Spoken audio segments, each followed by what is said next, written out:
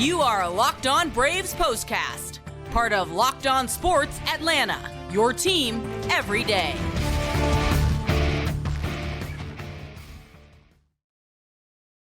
Hello and welcome into the Braves POSTCAST, part of the Locked On Podcast Network, your team every day. Grant McAuley alongside Jake Mastroianni after a very good night of baseball for the Braves, who came home from their 10-game road trip. They brought home a winning record. They unfortunately were hit hard by the injury bug, which we'll be talking about later on, but that didn't take the shine off the first of three against the Philadelphia Phillies. If the Braves are to make a stand in the NL East, this is an important game. Every game head-to-head is an important matchup, and the Braves took care of their business on Tuesday night at Truist Park with a 3-1 victory. Reynaldo Lopez returned. He was dynamic. The Braves offense did just enough, and we saw a little bit of what has been a very, very good bullpen, once again flexing its muscles to close things out for the Braves in that victory. So a lot to talk about on this edition of the Postcast. Before we get started, though, hit that thumbs up button, subscribe to Locked On Sports Atlanta here on YouTube if you have not already, and subscribe to Locked On Braves wherever you get your podcasts. You get the audio of the Postcast, plus everything Jake has for you all year long, and we appreciate you making us your first listen of the day every day. Today's episode brought to you by FanDuel. Now through September 22nd, all FanDuel customers can bet $5 and get a 3-week free trial of NFL Sunday Ticket from YouTube and YouTube TV. Just visit FanDuel.com/lockedon to get started. Well, Jake, the Braves needed to get started on the winning track against the Philadelphia Phillies. We knew 7 head-to-head matchups remained. This is a big 3-game series if the Braves were to have any hope of making some noise in the National League East. And the great pitching, timely offense, some good defense, great work by the bullpen. It all added up to a very important Braves win on a day in which I think they were still emotionally trying to get over their latest injury loss. Yeah, like we kind of talked about beforehand, I thought, just for the sake of everything that's happened here lately, one of the bigger wins of the season, just kind of get on track. And look, whatever happens in the division, certainly we'll see. But for the Braves, as you kind of alluded to earlier, just get wins. I don't care who it's against right now. They just got to get as many wins as they can. But overall, I thought it was a great, pitching matchup, a well-played game. I certainly love that the Braves were able to come out with a win on this one and get the first win of this series. Look, if they are going to get back into it, Grant, I think you got to get a sweep of this one. That's how far back you are. And certainly that helps when you win the first game of the series. That's always the first step. Yeah, and the Phillies in the second half, they have proven to be far more mortal than they did in the first half. It's been a struggle for them as well. They've had some injuries and some other things that haven't gone right for them. But, hey, as I heard many times from several people wearing Braves uniforms today, yeah, you got to deal with injuries. Nobody else cares. You got to handle your business. That's what the Braves are having to do, maybe at the highest degree, I think, of just about any club that I can remember, at least in Atlanta Braves history. I haven't wanted to find this kind of misery for all 30 clubs. Be that as it may, Braves welcome the Phillies to town to start this 3-game series. 7 head-to-head matchups remain. Down 7 games in the National League East as this got started, and now they are down 6 games. So as Jake pointed out, there's still some climbing to do if the Braves want to get into that. And, of course, they will look to do that, as Brian Snitker has cautioned, day by day. Everything might be focusing on just that day. Reynaldo Lopez, meanwhile, has been waiting to get back on the mound. He did so today. Marcell Ozuna, Michael Harris, and Gio Urshela providing some offensive support for him. But let's start with Lopez. We know how important he is to what the Braves have both done already and want to do going forward. Jake, it was great to see him out there. And in this kind of form, one of his best starts in a Braves uniform, maybe one of the best starts that he has had in some number of years.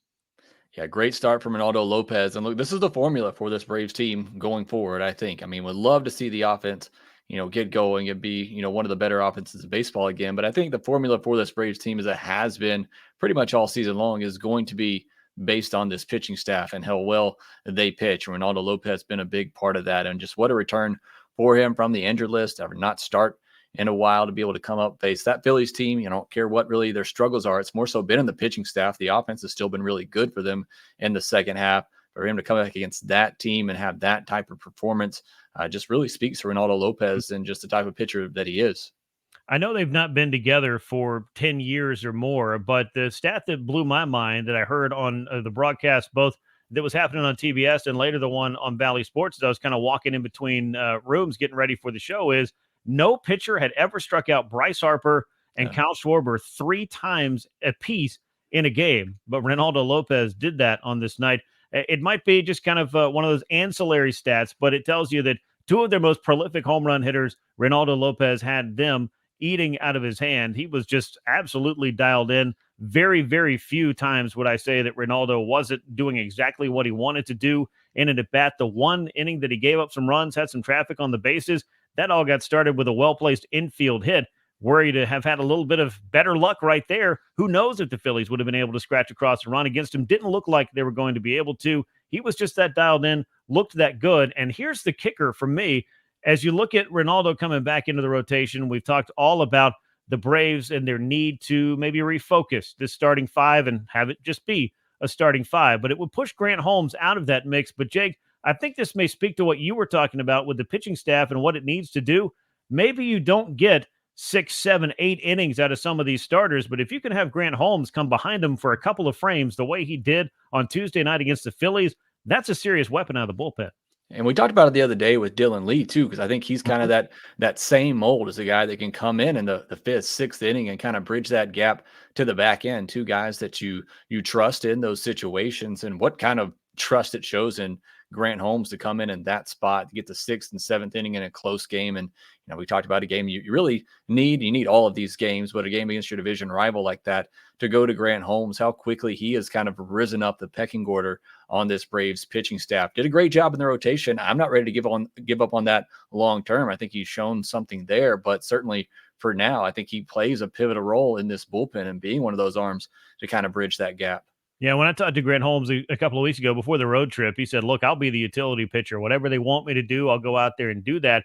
But in so doing, I think he has opened some eyes. He's earned an opportunity, I think, at some point, maybe to vie for an opportunity to start some games down the road. You don't necessarily have to have him do it right now, but he knows, and I think the Braves are pretty well aware, that they've got an arm that they can do something with here who can play a very pivotal role. I talked to a couple of Braves relievers before the game, Pierce Johnson and Luke Jackson, and both of those guys, to your point, we're talking about Dylan Lee and how important he is in the bullpen, particularly with A.J. Minter down for the year as he was transferred to the 60-day IL to open up a spot on the 40-man roster for Gio Urshela.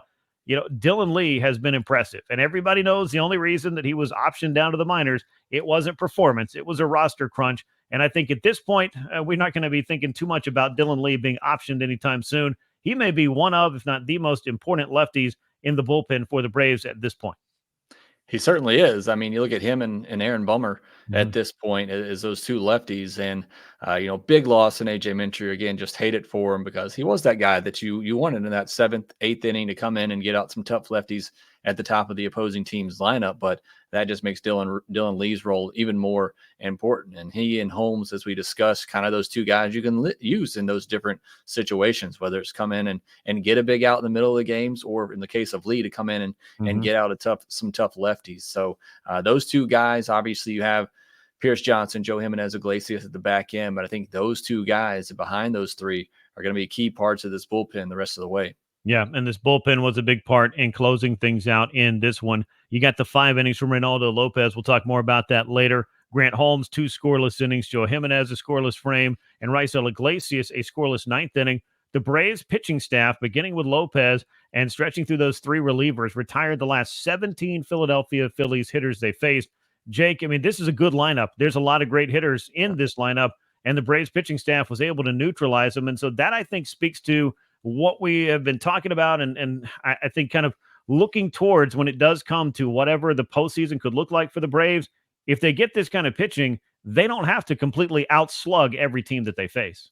Yeah, that's what I was alluding to earlier. I mean, the success, the formula for this Braves team is that great pitching that they've had all year long. And as long as they can keep that healthy and get good results like this and keep these guys fresh, which I think is very key. But, you've kind of built for that to this point. You've built in those extra days for your starters. You try to stay away from your big bullpen arms as much as you can. But, now is the time to go. And you have all these guys. You have some great pitching depth on this Braves team. And that's what's going to, I think, decide the fate of this team. Look, we can all look at the offense, and yeah, you're missing an Austin Riley or Ron Acuna, and that certainly hurts, but this is still one of the better pitching staffs in all of baseball. There's an opportunity here to still win some games with this great pitching that you have, but that's going to kind of be the formula. And Joe Jimenez coming in, a great 8th inning, and then Iglesias doing what he was able to do. And hey, what about Ramon Laureano out there in right field, making some great catches? I know he's had some gaffes since joining the Braves, but a good 9th inning for him to close things out. So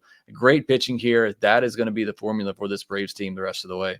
Yeah, we'll get to Laureano a little bit later as well. And we have to talk about what was the news of the start of the week, which was Austin Riley going on the injured list, 10-day stint, but we know it's going to be 6 to 8 weeks after the MRI that he got when the club returned home from California showed that he had a fractured right hand. Talked to Riley earlier today. There's obvious disappointment for him, for his teammates, for the Braves organization, for Braves fans. It's going to be a different lineup without Austin Riley, but being able to go out and, for timeliness, if nothing else, pick up a veteran like Gio Urshela, who has been there before and had some good seasons. I mean, Jake, that doesn't feel like a very 2024 thing for the Braves, because it felt like usually every time they had an injury, there wasn't a direct answer for it. And we know we're 3 weeks past the trade deadline, so I don't know that I was expecting it to change that much, but this could be a nice piece in the interim to at least help the Braves get through what is going to be a very trying time without their slugging third baseman. Look, we talked about it the other day that you're not replacing Austin Riley, and there's really not anybody that you have right now that's going to come close to doing that. The options just aren't great at the moment, but you get a guy in Gio Urshela who's had a bit of a down year. Look, you playing in Detroit, it's a tough place to hit. You know, for the most part, he's been a pretty good hitter, 270, 280 hitter with a 325, 330 on base. So if he can do that, get back to that at the bottom of the order, play solid defense at third, more of a contact oriented bat, a guy that's going to put the ball in play. So it gives you that kind of element that this Braves lineup doesn't have a ton of at the bottom of the order. So again, I think you had to take a chance on it while you had the opportunity. Hope things work out. If not, then maybe you pivot to a Yuli Gurriel or a Alejo Lopez. And maybe at that point, Ozzy is back and maybe you can do some different things there. But I thought it was worth at least taking the chance on a guy like Gio Urshela, who has had some success in the big leagues before. Yeah, we'll see what he's able to offer the Braves. Came up with a big walk that gave them an insurance run in the bottom of the 8th inning as Jose Alvarado was having some trouble throwing strikes, and the Braves were able to take advantage of that. A lot more to get to here on this edition of the Braves Postcast. We're going to talk more about what Reynaldo Lopez was doing on the mound, a little bit more about the slugging exploits of one Marcell Ozuna, who is a Triple Crown contender, and added to that on Tuesday night, as well as take a look ahead to Game 2 of the series with Max Fried against Aaron Nola. That will all come your way on this edition of the Braves Postcast as we roll on.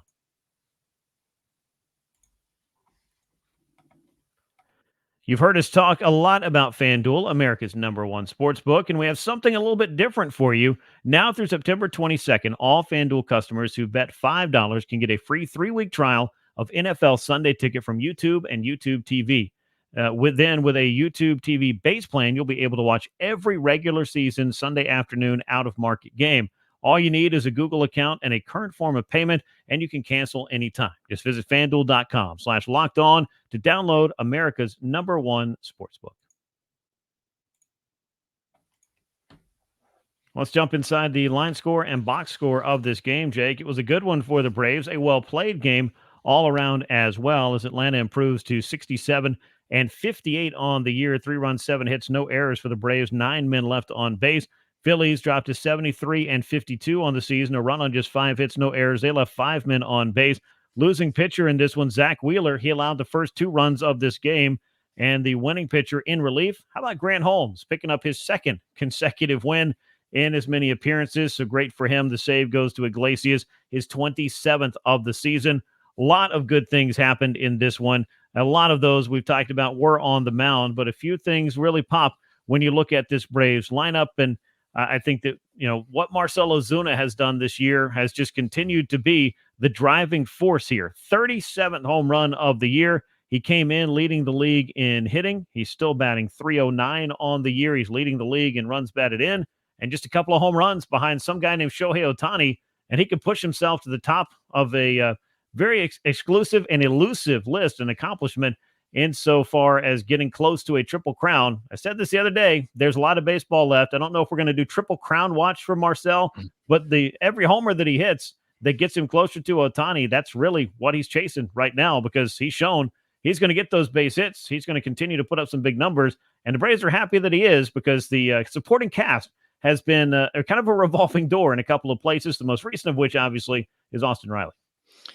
Yeah, obviously Marcell Ozuna, we've talked about it. Look, I know he probably won't win the MVP, but I don't know of any other player in baseball that's been more valuable to their team this year. For the struggles that this team has had offensively, the injuries that it's had, he has been the one guy all year long from beginning to end. You could maybe look at some 3-4 game stretches this year where Marcell looked a little off at the plate, maybe striking out a little bit too much, swinging at some bad pitches, but that's been it. And he has quickly, in those couple of times, turned things around. And look, even in this game, he looks really bad against Zack Wheeler in his first 2 at-bats, as many hitters do against Zack Wheeler. He gets a mistake in that 3rd at-bat and does not miss it. So, I mean, it's been the Marcell Ozuna show all year long. He's been so valuable to this Braves team, to this Braves offense, and a big hit there to give the team the lead against Zack Wheeler.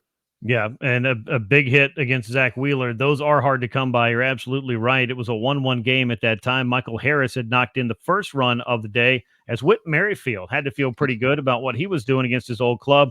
2 hits and a walk, a run scored, a triple and a double in there for Merrifield, who since coming over to the Braves has been a very, very nice pickup. And again, much like you hope the Gio Urshela pickup could be for Atlanta, acquiring somebody to fill in for a star that's going to be on the shelf for a while, Merrifield has definitely done that at second base in the absence of Ozzy Albies.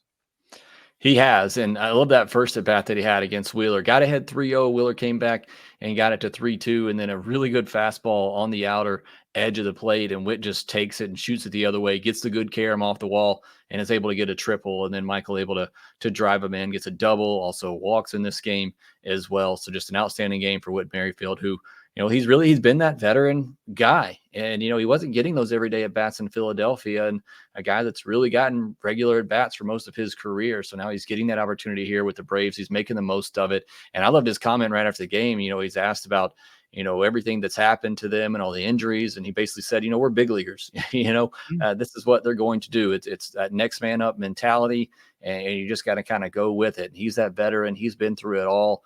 So love having that Whit Merrifield there, and what he's obviously brought to the team on the field has been great. But yeah, that first at bat in particular against Zack Wheeler to get in that leadoff triple, get the Braves on the board, thought that was huge. Yeah, I mean, he told me when he came over from Atlanta, I mean, keep in mind, you talk about injuries, he had that freak injury, taking that ball off his finger, had a very, very weird, issue right there, right out of the gate in his first day in a Braves uniform. But he told me, like, look, it's a point of pride for me to not go on the injured list. I came over here to help solve this problem, not to be part of the problem, basically, was how I read it. Now, Brian Snitker said before the game, look, it's getting harder to find the next man up around here just because of the overall quantity of these injuries. But all jokes aside, the Braves have managed to find some answers to some questions that, look, as you pointed out, and as I'm sure people are well aware, you don't have another Ronald Acuna Jr. walking through that door. You don't have another Austin Riley. Even if you go out and try to get those guys, they're hard to replace and would be extremely costly, and you're not going to be able to replace them all. And, oh, yeah, Spencer Strider done for the year, A.J. Minter, and all the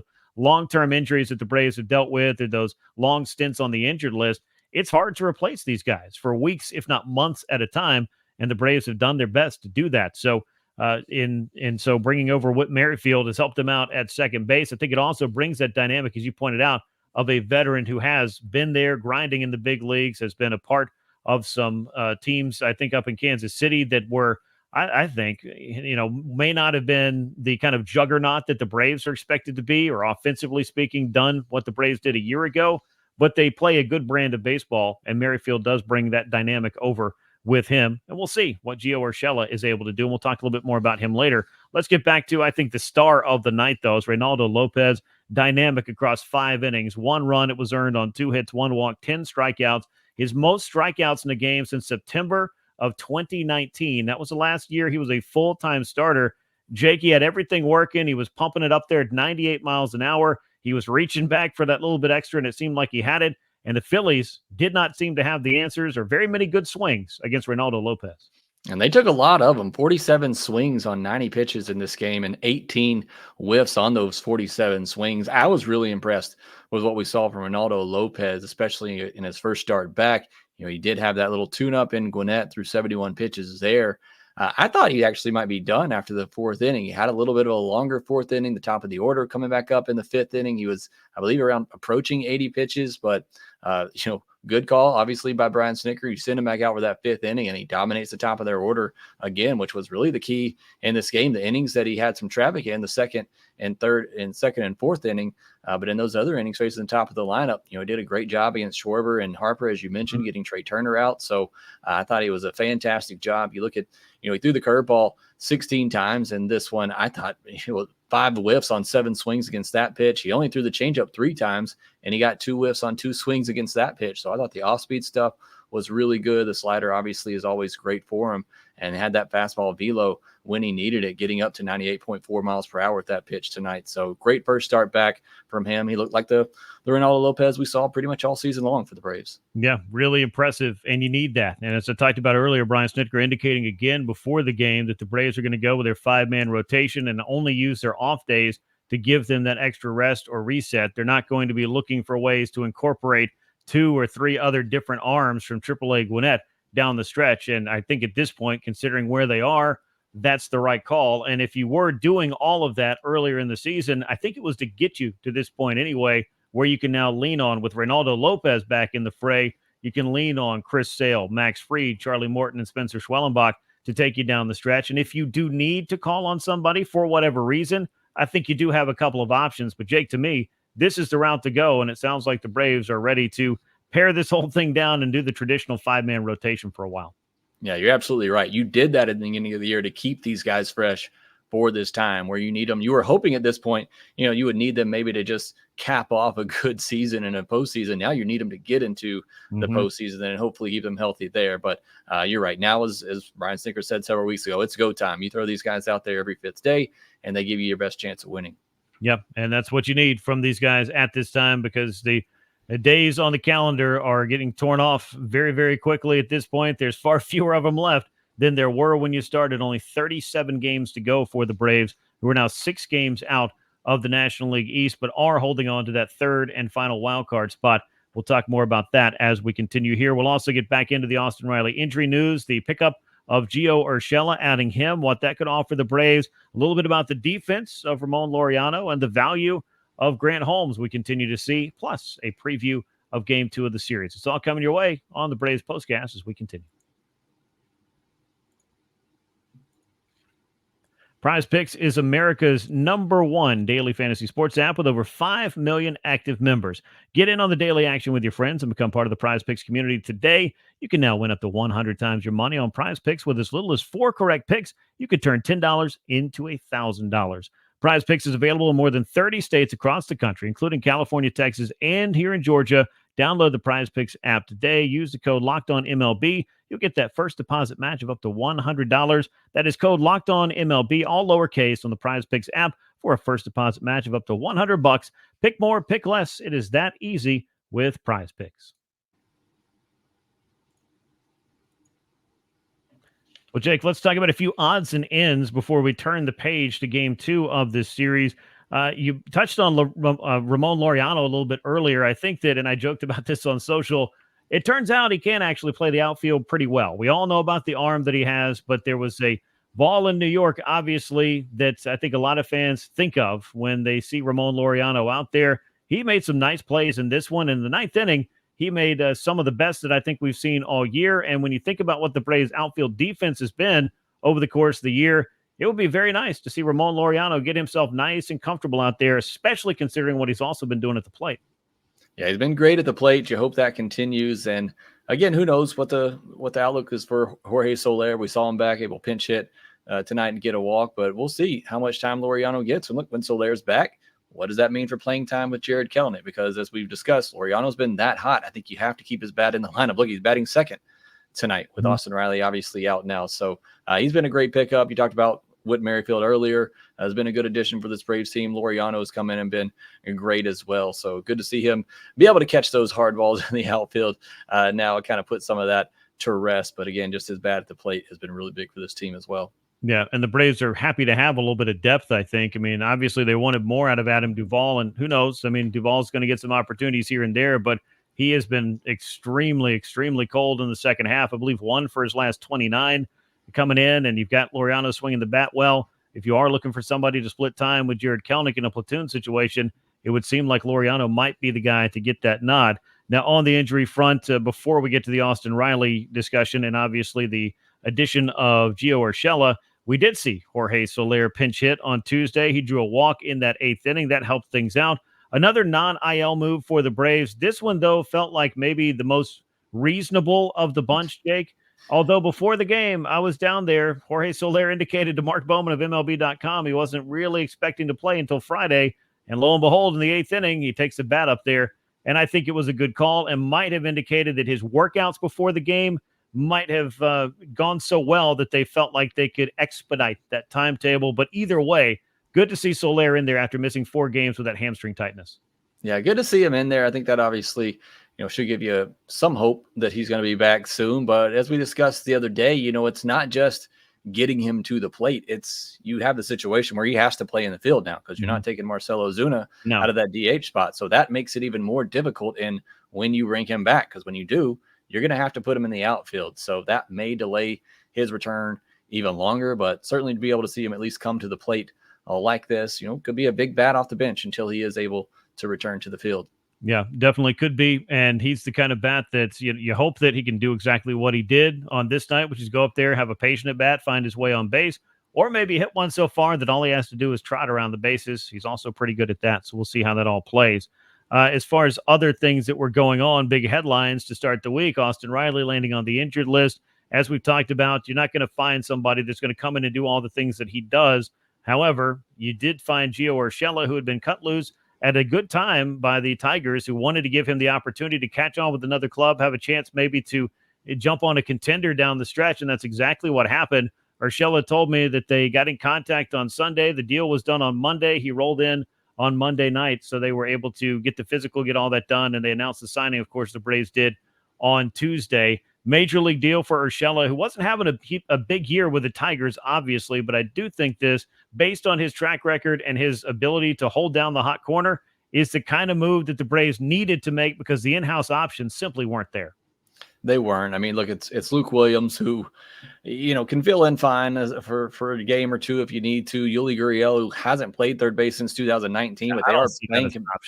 Yeah, but they are at least trying him at third base now at Gwinnett as a possible option down the road. He's at least hit well. Alejo Lopez, kind of a softer hitting third base option there. But Zach Short, a guy we've already seen this year as well at the big league level. Nacho Alvarez, who's been out with pneumonia lately, might be another internal option. But as we kind of discussed earlier, Gio just made too much sense. A guy that has a track record at the big leagues, can handle the position. And his expected numbers this year are better than his actual numbers. Like I said earlier, Detroit's can be a little bit of a difficult ballpark to hit in. So hopefully we see him kind of rebound the last month and a half here and get on a good run with the Braves. Yeah, and he was having a decent season last year with the Angels, but like so many players that put on an Angels uniform, he got injured. And when he did, he just was not, I think, the same this year coming back, but he had been swinging the bat better down the stretch with the Tigers.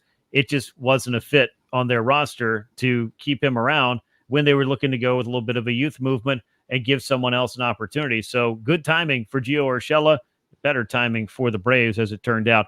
Other injuries to monitor, in addition to Soler getting to pinch hit and perhaps being back in the lineup at some point in the not-too-distant future. Travis d'Arnaud, who, like Riley, was also hit by a pitch in the hand, is still day-to-day, so we'll see when he's able to get back in there.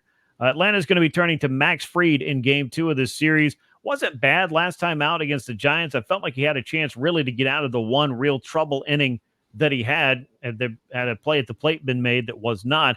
But really, he has yet to shine and seem like he's been locked in since that brief stint on the injured list. But great start against the Phillies on Wednesday, Jake, would be just what the team needs. Yeah, all the walks, not what we're used to seeing from Max Fried, but a lot of walks in his last 3 starts. Just that command hasn't been as sharp since coming back from that injury. Almost kind of wish that maybe he would have gotten a tune-up start like Reynaldo Lopez to maybe kind of work some of that out. But I do think he's gotten better with that as each start has gone on. I thought last start he pitched much better than his final line kind of indicated. So hopefully that trend continues because you are going to need Max Fried. As we talked about earlier, it's all going to be about this pitching staff going forward. And Max Fried is a big part of that. He has to be that co-ace at the top with Chris Sale, unless Ronaldo Lopez is just going to continue to pitch like this. And hey, maybe that's possible. But either way, you want Max Fried pitching like he's capable, like he has for most of this season. And hopefully he continues to get back on track on Wednesday night. Hopefully so. 7-7, 3.62 ERA now for Max Fried on the year. Aaron Nola is going to oppose Fried, the righty for the Phillies that the Braves know all too well. 11-6 with a 3.45 for the Phillies. He'll be looking to get them back in the win column. It's been a challenging second half overall for the Phillies. They're trying to, I think, just finish things out, get themselves back into October and handle the business that they have been very much looking to the last couple of years.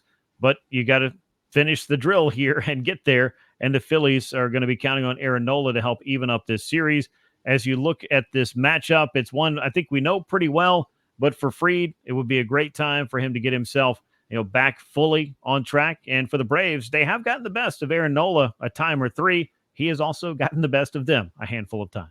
And he's a guy that you want to get to early. Once he gets into a groove, he can kind of settle in. And look, he's got a whip over 1.5 over his last 7 starts. He's been giving up plenty of base runners, but done a good job of minimizing the runs that have come across the plate, which is what you want as a pitcher. And like Wheeler, he's somebody that's usually going to go deep into the game. So, like I said, I think key in this one, try to get to Aaron Nola early, put up as many as you can, and make him work. Well, we'll see if the Braves are able to do that. First pitch, 7:20 p.m. Eastern time on Wednesday as the Braves and Phillies meet in the middle game of this 3-game series. Braves will be looking to make it back-to-back wins, secure a series victory over the Phillies behind left-hander Max Fried, who is on the mound against the righty Aaron Nola of the Phillies. That's going to bring us to the end of this edition of the Braves Postcast. Make sure you subscribe to Locked On Sports Atlanta here on YouTube. Leave us those likes and comments. Share the show with a friend. Help the channel grow. And subscribe to Locked On Braves wherever you get your podcast. Once again, a well-pitched, well-played win for the Braves, who take it 3-1 over the Phillies in the first of a 3-game showdown between these NL East rivals. We'll be back at you after Game 2 right here on the Braves Postcast. For Jake Mastroianni, I'm Grant McAuley. Until next time, so long, everyone.